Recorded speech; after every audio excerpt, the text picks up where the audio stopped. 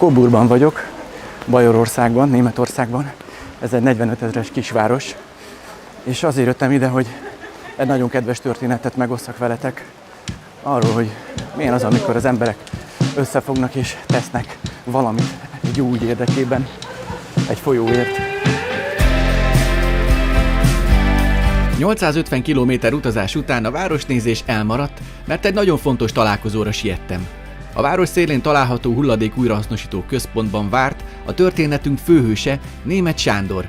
Sasa 8 éve él és dolgozik Németországban. Azzal keresett meg, hogy valami elindult benne a Tiszával kapcsolatosan, és lenne egy ötlete.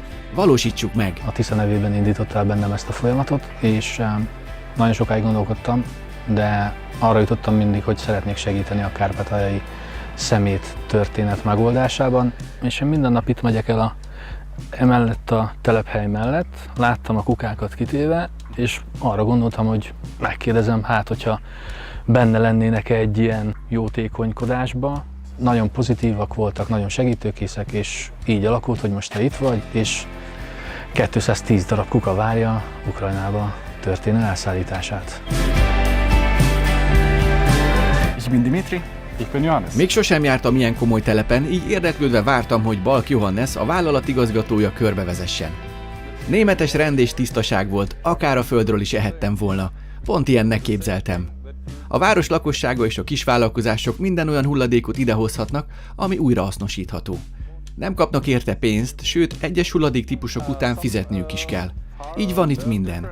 Papír, műanyag, elektronikai berendezések, gumi, akkumulátorok, fémhulladék, gázpalackok, olaj, veszélyes hulladék és üveg.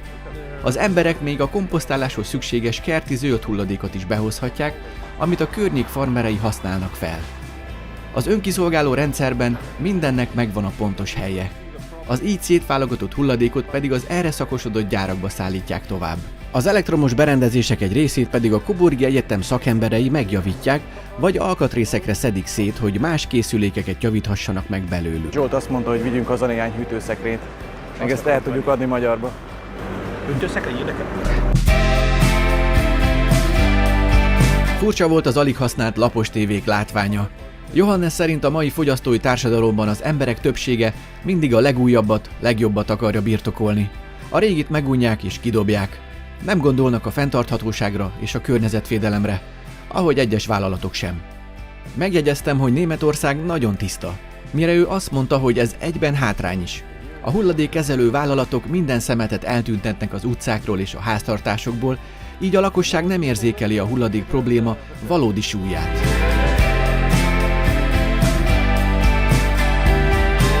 Ich möchte schöne Grüße an Viktor in die Ukraine schicken. Ich habe sehr viel Respekt vor seiner Arbeit und vor dem, was er macht. Und mit Sasa hatására úgy döntött Johannes, hogy nem adják el a használt kukákat, hanem inkább odaadják Viktor Businskinek ingyen. Így szeretnék segíteni Viktort, és ezzel közvetetten a Tiszát és Kárpátalját. Így nem marad más hátra, mint felpakolni a kukákat, kitölteni a fuvarlevelet, átadnom az ajándékokat, Have a good journey. és elindulni a hosszú útra. Még sosem utaztam kamionba, úgyhogy kíváncsi vagyok, milyen érzés. Na, indulás Magyarország és aztán Ukrajna.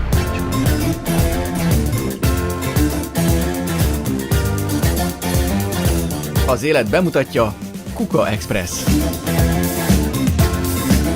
Amikor Sasa megkeresett ötletével, fogalmam sem volt, hogy honnan szerzek egy kamiont az 1200 kilométeres úthoz. Felhívásomra azonban 6 nagy cég is jelentkezett. Közülük a Febe Transportot választottam, aki az Irosvay Transzal együtt szervezték meg a fuvart, természetesen ingyen. Steinecker András 3 éve kamionsofőr mellékállásban, főállásként pedig a Nyíregyházi Hulladékpont telepvezetője. Kicsi a világ, látod? Igen. Kukákat viszünk is, Igen, úgyhogy igen. tulajdonképpen És én tudom is, hogy miről van szó. tudod, miről van szó, és Igen. tudod, hogy miért fontos ez. Így van. Hát 18 éves a fiam, és 13 éves a lány. 20 éves boldog házasságban vagyunk. Félig roma vagyok, amit büszkén vállalok is. Hát a magyarok közt roma vagyok, a romák közt meg magyar vagyok. És akkor, hogyha jól értem, akkor van az a tahóméter? Tahográf. Ja, tahográf. Tahográf egy kütyű, ami azt méri, hány órát vezet a sofőr. Egyfolytában csak 4,5 órát lehet, 45 perc pihenő, majd újabb 4,5 óra, aztán 9 óra pihenés, amit a hatóságok szigorúan ellenőriznek. Melyik országban legkötekedőbbek? Hát itt Németországban, Igen? itt a legkötekedőbbek, meg Olaszország még. És mit szoktál csinálni ilyen hosszú úton? Hát, hogyha egyedül vagyok, akkor csak zenét hallgatok folyamatosan, meg lassolok, meg énekelek. Igen? Igen. Szeretsz énekelni? Hát így magamba csak. Hol az a lány, aki tudja, hogy mitől lennék boldog újra? Hol van az a szép, ami nincs már? A szívem csak téged vár, mindig ugyanúgy csak várlak. Én kerestélek, de nem talállak. Eljön az a nap, mikor itt leszel, és nem engedlek el. Andrással órákon át beszélgettünk az élet nagy dolgairól. Jó társaságban gyorsan fogynak a kilométerek. A Dunát többször átlépve Ausztriába értünk, majd reggel beugrottunk a Febe Transport győri telepére, hogy megköszönjem Módor Szilárdnak, hogy megszervezte a fuvart. Köszönöm, hogy részt vettem ebben az egész projektben, az egész cég nevében szeretném megköszönni a lehetőséget. Bónusz ajándékként pedig egy fehér Mercit is kipróbálhattam. Közvadi új? Igen. Akkor nem kéne lezúznom. Azt a kamiont vezetek! De hogyha én összetöröm az én saját automatik kamionnal, azért fizet a biztosító? Idáig minden simának tűnt, de menet közben jött a hír, hogy a vámolásra többet kell várni, mint azt én naívan gondoltam. Így a kamion csak Nyíregyházáig ment, én pedig a Tiszatóra, hogy csináljak még pár szép felvételt a készülő nagyjátékfilmemhez. Szeptember elején a Gödöllői Nemzetközi Természetfilm Fesztiválon óriási meglepetés ért. A Tisza nevében filmem megnyerte a fesztivál fődíját.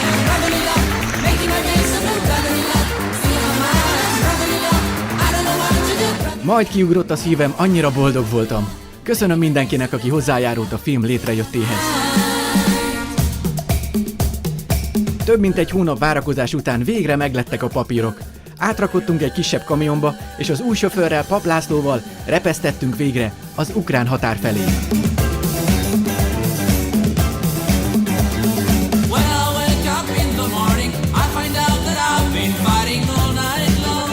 1200 km utazás és több mint 40 nap után megérkeztünk Beregszászra, ahol Viktor már türelmetlenül várt az új telephelyén. Na végre. Jó sokáig kellett várni rád. Hát sokáig. És ez az új telep? Igen. Na mutasd meg végre. Gyere, gyere. A földbe süllyesztett hangárt korábban gyümölcs tárolására használták. Áram még nincs, ahogy lámpák sem, ki kell építeni.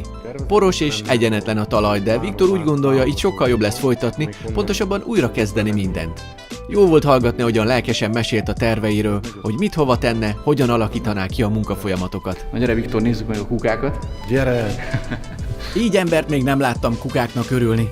Azon nyomban nekikezdtünk a szállítmány lepakolásának, és vagy 3 órán keresztül rakottunk. Sasa rengeteg időt töltött azzal, hogy leszerelte a kukák kerekeit Németországban, hogy minél több férjen a kamionra. Így elképesztő mennyiséget nyelt el ez a 7,5 tonnás teherautó.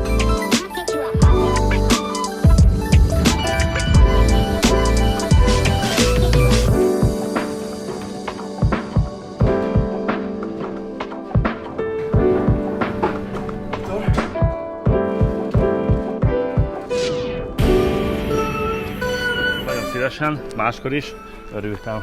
Hát remélem még jössz, vagy 5-ször. Úgy legyen. Isten veled, köszönjük! Másnap délután nekikezdtünk a kerekek felszereléséhez. Egyesével, mind a 220 kukának. Rettentő hosszú meló volt. Majd szépen sorba állítottuk őket, hogy lássuk, mennyi az annyi. Viktor hatalmas arzenállal gazdagodott, ami majd közel 100 család szelektív hulladékgyűjtését teszi lehetővé Beregszászon. Az biztos, hogy Ukrajnában most már neki van a legtöbb kukája a magánszemélyek között, szerintem. Másfél éve jártam utoljára Viktor szelektív telepén. A virágzásnak indult missziója némi nehézségek után most nagy változások előtt áll. Most itt vagyunk még a régi telepen, már láthatod, a tábla sincsen, ugyanis mi költözünk, már költözünk. És itt, ahogy láthatod, az új büszkeségem, amit nemrég vásároltam meg. A Tisza nevében film publikálása után adománygyűjtést hoztam létre Viktornak és Bélának. Az összegyűlt pénzből Viktor egy 16 éves teherautót vásárolt, ami pont a legjobbkor jött neki. 151 adományozó dobta össze a pénzt erre a teherautóra. Azért volt rá olyan nagy szükségünk, mert most függetlenül más szállítóktól nem kell bérbe vennünk autót, hanem saját magunk, amikor akarjuk, amennyit akarunk, oda visszük a hulladékot és odaadjuk le, ahova akarjuk, úgyhogy még egyszer nagyon köszönöm. A telep már nem olyan volt, mint régen. Tavaly nyáron valaki felgyújtotta a raktárát, amivel súlyos károk érték Viktort. Az a 3 kuka is elolvadt, amit tőlem kapott ajándékba. Bizakodva rendbe hozta a leégett épületet, kicserélte a tetőt és folytatta a munkát. Egy hónapja azonban valaki újra felgyújtotta a szétválogatott hulladékot, így Viktor úgy érezte, itt már nincs keresnivalója, és tovább lépett. Amikor mondtad, hogy leégett az üzem, akkor aggódtam egy kicsit, érted, hogy fel fogod adni. Mi az, ami tartotta benned az erőt? Az emberek. Az emberek, akik megbecsülik a munkánkat, akik értékelik és tudják, hogy mennyire fontos, azok, akik ide bejárnak, behordják az újragyűjtött, újrahasznosító hulladékot. Egy vállalkozó segített nekem faanyagokban, de a legnagyobb segítség az itt látható. Örülök, hogy nem adtad fel. Kipróbálod a Beregszász ökomobilt? Ha persze. Na gyere! Erősebben ez nem Volvo. Kézifék? Az nincs. Az nincs? Ilyen autóra láttam, mióta elkezdtem. Elcseréljük a Volvo-ra? Aha. Abban nem fér ennyi karton, azzal nem tudnám mit csinálni. Így van, jó mondod. Tavaly azt kérte Viktor, hogyha tudok, segítsek több kukát szerezni, és egy teherautóra is összegyűjteni neki. Az adományozók, Sasa, a német cég és a magyar fuvarozók segítségével ez végül sikerült. Te is tetted a kérésednek.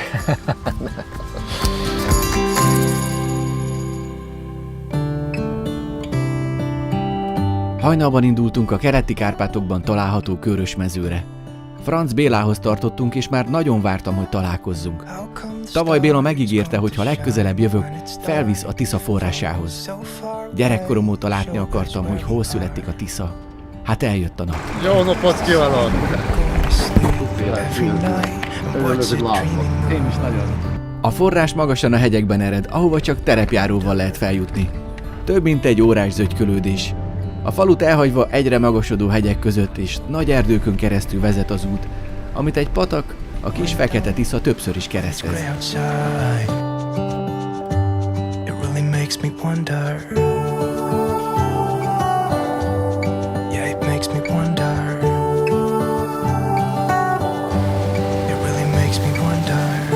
A hegyeken gyönyörű felhők ültek, az időjárás percenként változott. Ahogy közeledtünk, úgy éreztem, hazatartok.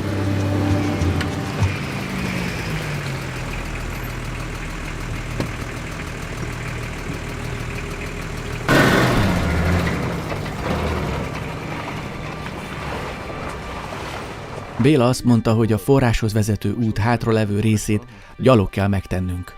600 méter meredeken felfelé, ami számunkra egy zarándokút a forrás tiszteletére.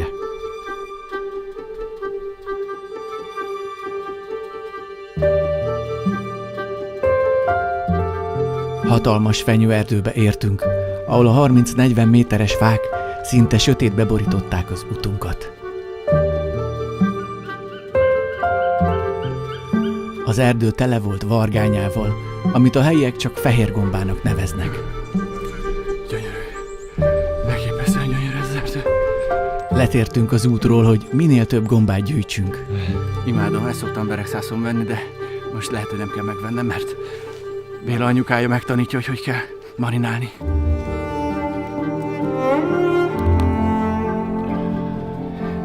A rengeteg olyan volt, mint egy őserdő, tele élettel és ősi energiával. Olyan nyugalmat árasztott, mintha csak egy másik világban lennénk. Mint egy eser.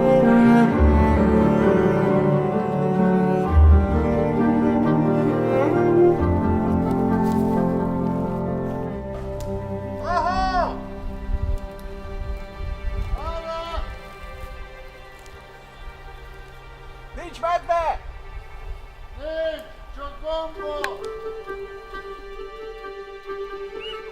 Egy árkot kereszteztünk, amiben egy aprócska patak csorgadozott. A Tisza volt az.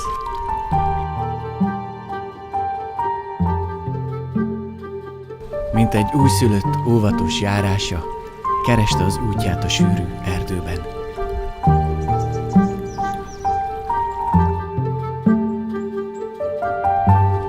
Csodálkozó, parányi emberek voltunk a milliónyi és hatalmas fák között. Porszemek az univerzumban.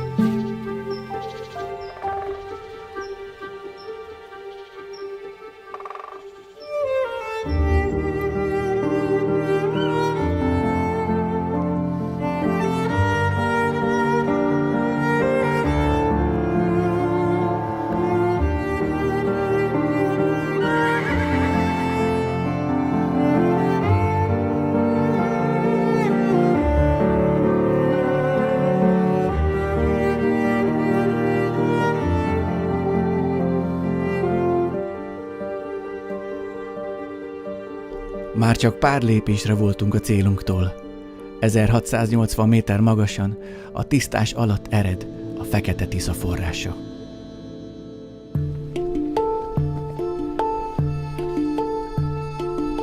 Ott a forrás. Elértünk. Béla azt mondta, hogy szeretne átadni nekünk valamit, amit neki is az ősei tanítottak. Van nekem itt egy rituál, ami mindig megcsinálok itt a Tisza forrásnak. Megköszönöm a forrásnak.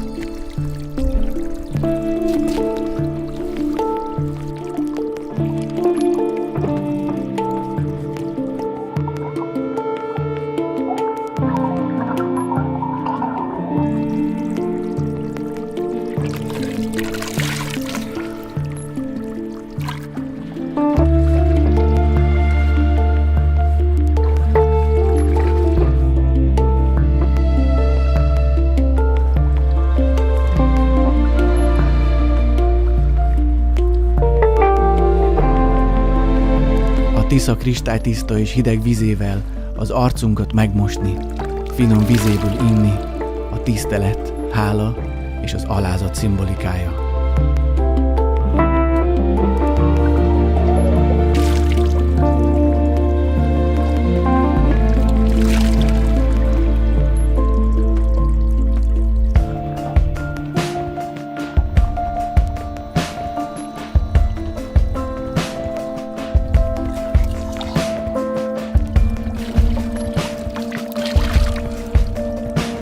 Azt mondta, nézzünk fel Istenre, köszönjük meg neki a patakot, amiből a földjeinket tápláló hatalmas folyólészen, és kívánjunk valamit.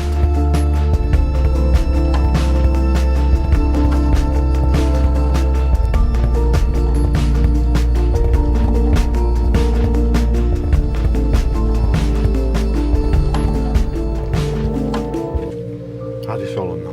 Kis pálinkát.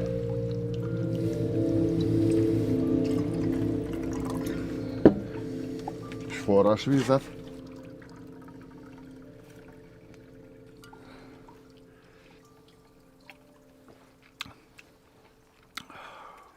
Finom.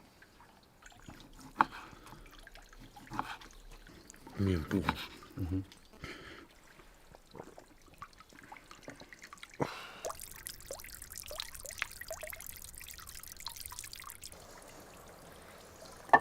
Én megittam. Megumálom. És halljátok, milyen csend van? Nagyon csend van. Minden ország, ahol folyik át a Tisza, jött egy nagykövet, és ültette egy tiszafát. Itt van a szerbiai, magyar, az a legszebb, a legnagyobb.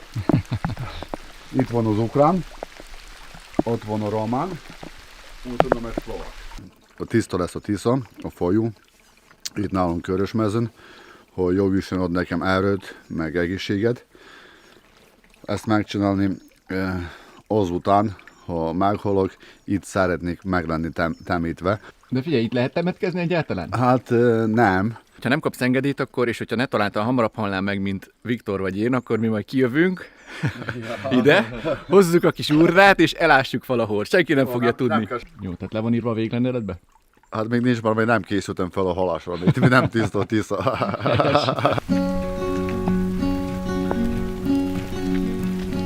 A takarítás világnapja alkalmából elhatároztuk, hogy rendet csinálunk a forrás környékén.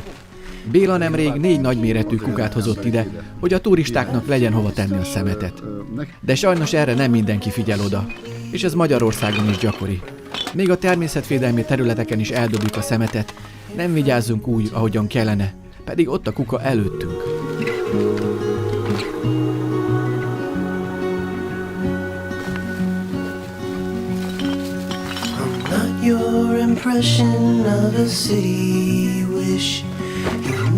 Összeszedtük a szemetet és ürítettük a kukákat is. Az erdészet majd leviszi a teli zsákokat Béla telepére. Ő pedig újra csak bosszankodott. Mindig legyen probléma, és mindig kell veszekedni, kérni.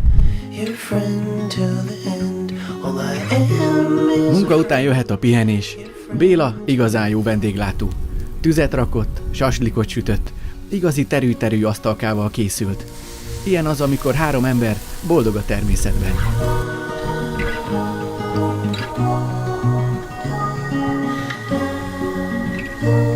Igazi saslik, házi zöldség, házi sajt és házi pálinka a Tisza forrásánál. Ez egy nagyon szép nap volt.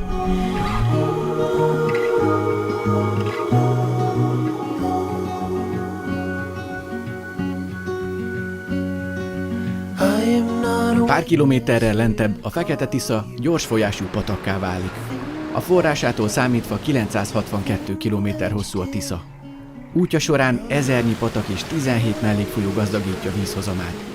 Majd Szerbiában a vajdasági Titelnél egyesül a Dunával. Úgy érzem, mi 3-an már életünk végéig barátok maradunk, és a Tisza hozott össze bennünket.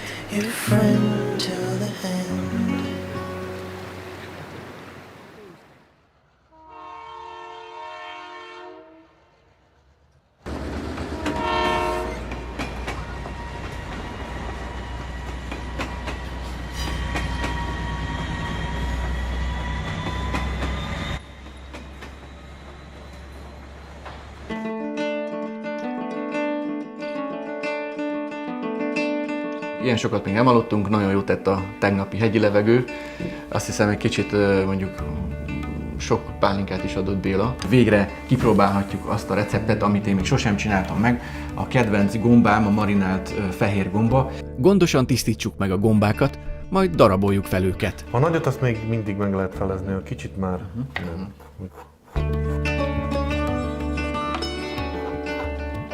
Jó a köntösed, Viktor.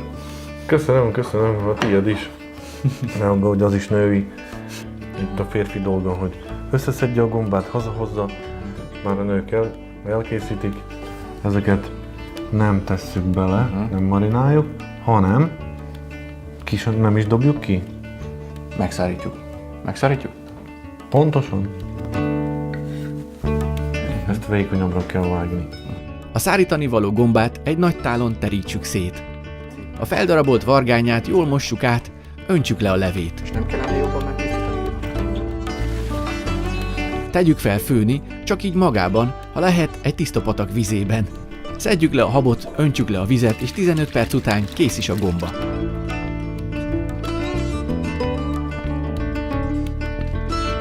Három liter vízhez adjunk 3 evőkanál sót, cukrot és ecetet. Ettől lesz marinált a gomba. Tegyünk a befőttes üvegekbe néhány babérlevelet, és ízlés szerint egész fekete borsot.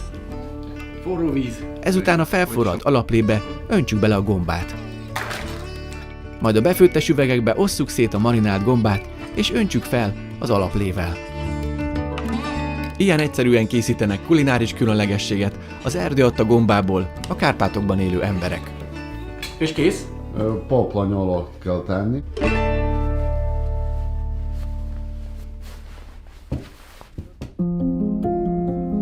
Kíváncsi voltam, hogy mi változott az utóbbi évben Béla hulladékgyűjtő telepén.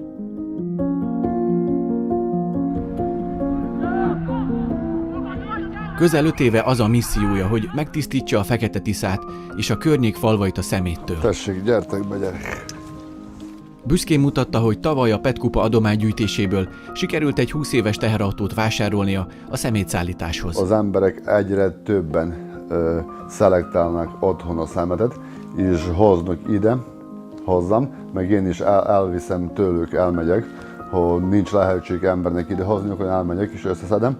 Hogy tovább segítsem a küldetését, én is adománygyűjtést szerveztem neki, amiből több mint $6000 gyűlt eddig össze.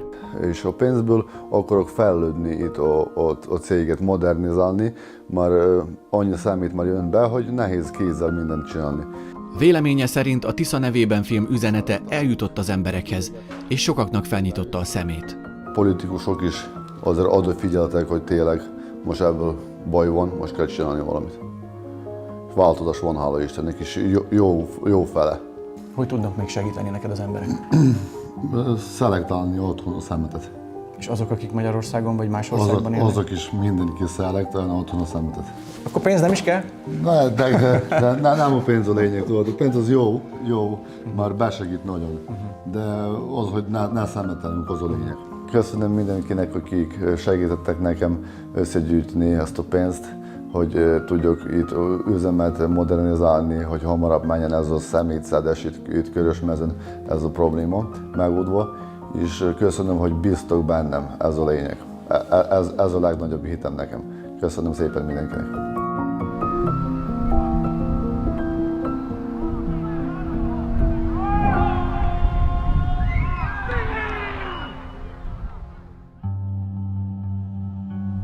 A Fekete-Tisza partján egy 200 éves fatemplom áll. Függőhíd vezet hozzá. A Strukivska templom szép példája a felekezetek egymás mellett élésének. Pravoszlávok és katolikusok közösen használják. A legenda szerint egy hucul pásztor ezen a dombon rekett nyájával egy kegyetlen télen. A birkákat hátrahagyva menekült a fagyhalál elől, majd tavasszal visszatért. Meglepetésére a nyája megmaradt, sőt, gyarapodott. Hálát adva Istennek, templomot épített ezen a helyen. Viktor ortodox, Béla római, én pedig görögkatolikus vagyok. Sok minden történt velünk az utóbbi évben, így eljöttünk ebbe a kőrisfából készült kis templomba, hogy hálát adjunk Istennek.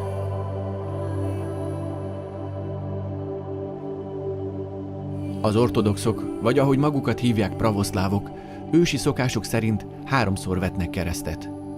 Megcsókolják a szentképet és a keresztet, majd állva imádkoznak.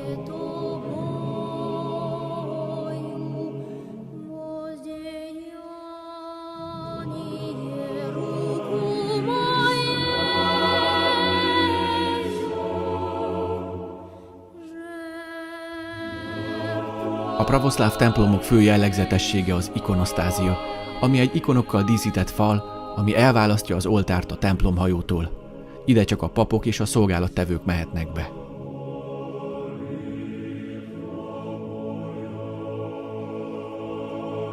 A gyertyagyújtás fontos ritus. Az elégő gyertya Istennek felajánlott áldozatot szimbolizálja. Mi hárman ugyanabban hiszünk, és mindhárman ugyanazért teszünk. Kárpátalján több 100 kilométer új út épült. Ukrajna fejlődik, de vajon változott-e valami Rahónál? Déjà vu érzésem volt, ahogy a szeméttelep felé tartottunk.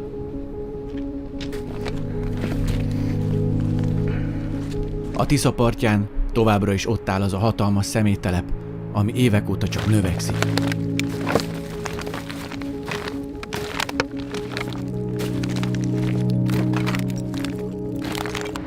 Ez a hely az emberi felelőtlenség szimbóluma számomra, mintha az egész világ viszonyát mutatná a természet pusztításával szemben. Tudjuk, hogy mit teszünk, tudjuk, hogy nem jó, tudjuk, hogy cselekedni kellene, de a kényelmünk és a kifogások miatt nem történik semmi. Így tesszük élhetetlenné a bolygót a szemünk láttára. A 1,5 évvel ezelőtti állapothoz képest kisebbnek tűnik a szeméttelep kiterjedése. Egy gátat is elkezdtek építeni a Tisza felől, ami nagyon bíztató jel. De a szemét nem lett kevesebb, csak benőtték a növények. A telep vége pedig közelebb került a Tiszához. Egészen közel.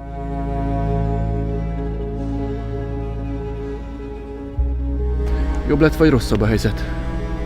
Hát sokkal rosszabb. Szemmel láthatóan. most közelebb van, mint másfél évvel ezelőtt a szemét a folyóhoz, a Tiszához, és ezt már nem védi semmit előttünk. Tehát, hogyha jön az áradás, mennyit tud emelkedni, Béla, a víz? Hát 2 méterre tud. 2 métert? Igen. Nem lehet tovább halogatni. Fel kell számolni ezt a telepet, mielőtt egy özönvíz bele nem mossa mind a Tiszába.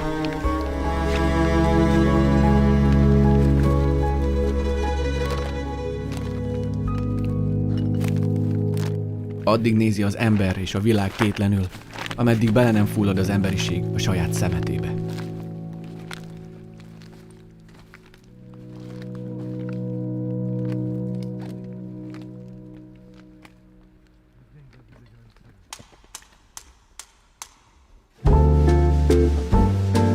Mindig azt mondta nagypapám, hogy Kárpátalja a világ egyik legszebb helye. Minden adottsága megvan ahhoz, hogy egy kicsi Svájc lehessen belőle. A hegyek között kanyargó Tisza pedig páratlan látvány minden messziről jött ember számára. A Beregszászra vezető közel 4 órás út minden métere külön élmény.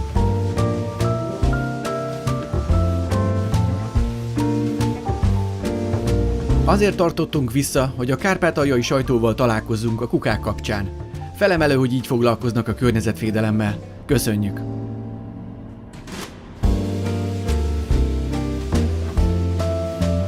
A németes rend és a sorba állított kukák látványa mosolyra fakasztott bennünket, és még egyszer megszámoltuk, hogy milyen sok is van.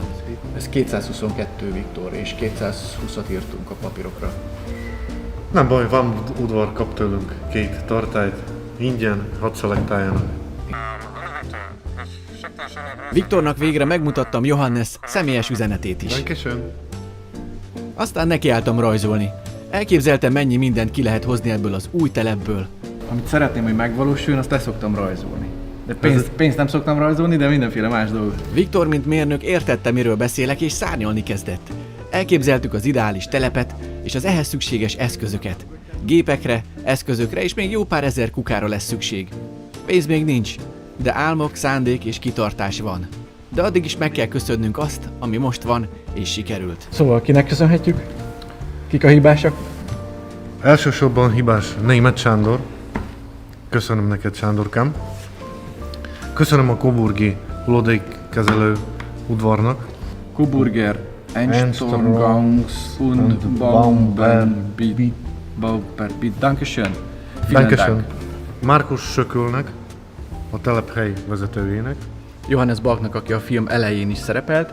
Akivel te találkoztál személyesen. Igen, bemutatta az egész hulladékkezelő telepet. A srácnak, aki segítette ezeket a... Igen, egy orosz srác volt, Edinek hívták, Igen, Edinek is Edi. köszönjük szépen a segítséget. Igen. Igen, hát a szállítmányozó cégnek köszönjük meg. Igen. Nélkülük ez nem jött volna létre. Elsősorban a Febe Trans, aki azonnal felajánlotta a segítségét, amikor kértem. Meg kell, hogy köszönjük az Ilosvai Transnak is a segítségét, nyíregyházi cég, a Febe Trans pedig győri cég. Akkor a sofőröknek, Steinnecker Andrásnak, Társával együtt, Bandics Péterrel, és aztán, miután bő 1 hónap eltelt a vámkezeléssel, azután pedig Pap László hozta egészen idáig, és nagyon jó fej volt, mert segített lepakolni, és nagyon köszönjük szépen. És köszönöm Tarsói Zsolti kollégámnak, hogy segített a vezetésbe, mind Németországban, mind pedig amikor a Tisza nevében filmet csináltam Romániába. Ez az adományoldal, ez továbbra is nyitva lesz, tehát hogyha mondjuk valaki akar neked segíteni, vagy Bélának, akkor továbbiakban is megtehetik, és nagyon köszönjük szépen, és azt is, hogy ilyen sok jó ember van a világon, akik hajlandóak ilyen ügyekért áldozni saját pénzükből. Köszönjük szépen! köszönjük szépen. Köszönjük Dimitri Lesuknak, Nem áll zavarba a főkolomposnak, aki ezt az egészet bekavarta itt Kárpátalján. Tisza nevében című film. Köszönjük neked, Dimi. Köszönöm. Adok papicsapkát. Vigyük vissza a kukát és záróra. Már ide.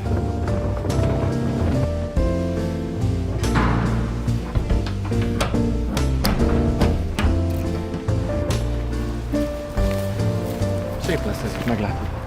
Hát ez volt a Kuka Express. Sok jó ember és cégek határon átívelő összefogása egy jó ügyért. Viszlát a Tiszán!